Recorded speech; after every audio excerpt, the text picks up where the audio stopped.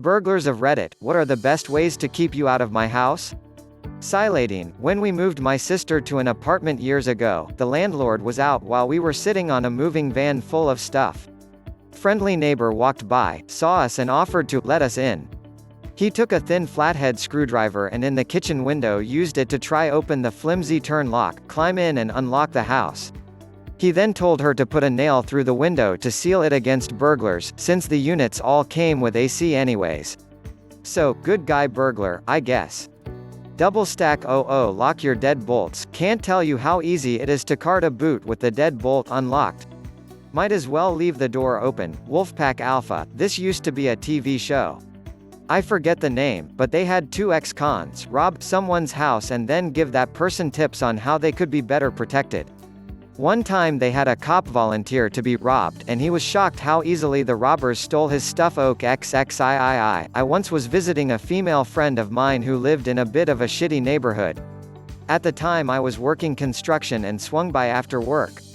I got to the house and took my size 12 work boots off and left them on the front porch. I tend to carry a pair of flip-flops in my bag and changed into those, then we hit a patio for some sunshine beers. I ended up forgetting my boots at her place and was in no rush to get them back as I had another pair. Now I do not know how true this is, but she swears that having a pair of big work boots right by her front door made her safer.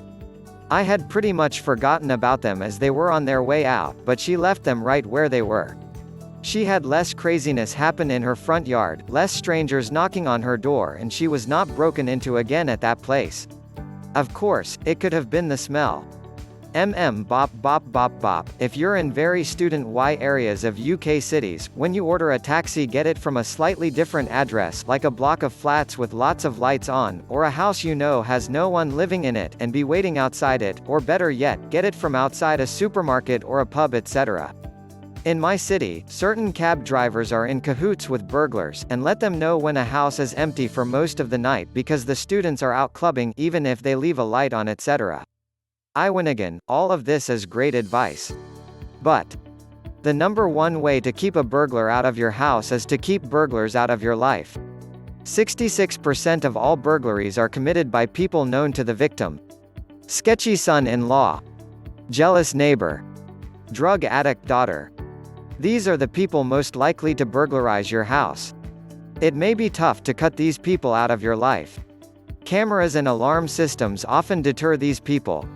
Try to hide information about your whereabouts from them. Don't post your upcoming trip to Belize on Facebook where they can see it. Give the local pawn shop a picture of your sketchy drug addict son-in-law. Tell them if he's pawning things it's probably stolen from you.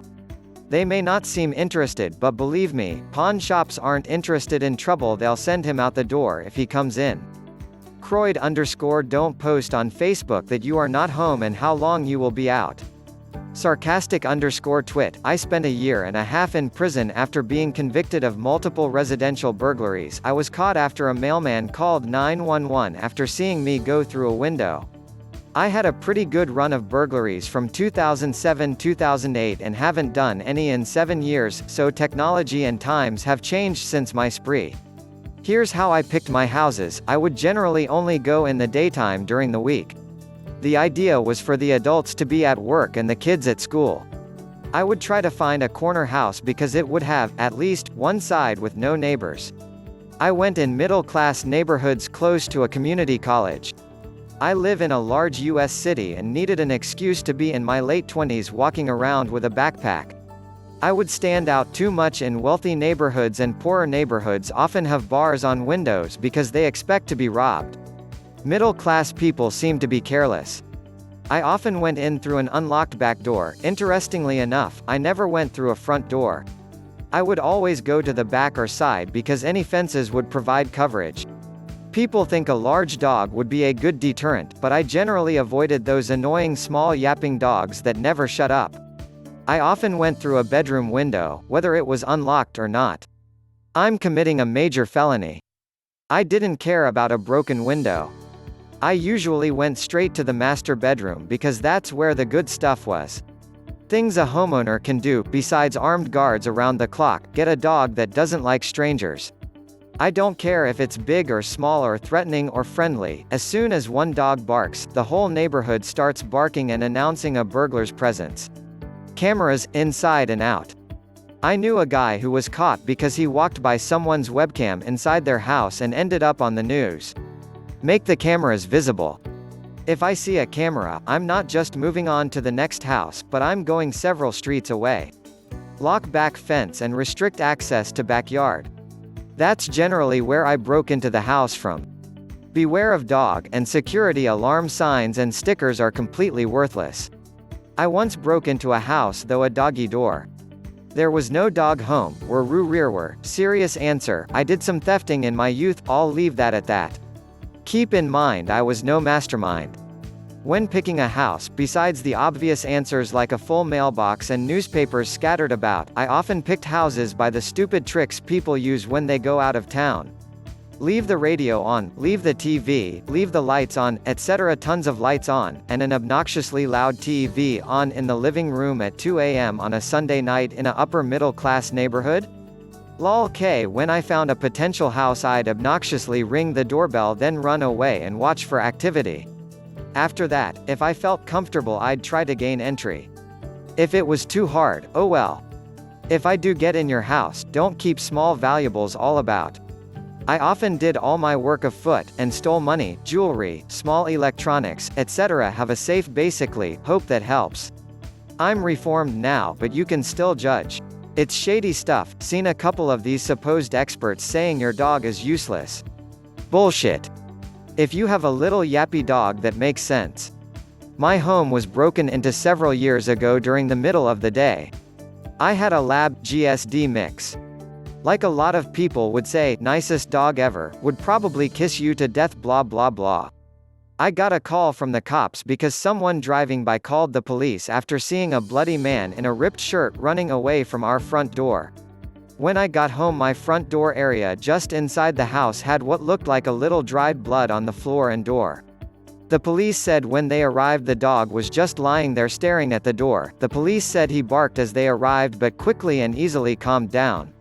Nothing was taken and only a small table by the door where we put our keys and stuff was knocked over.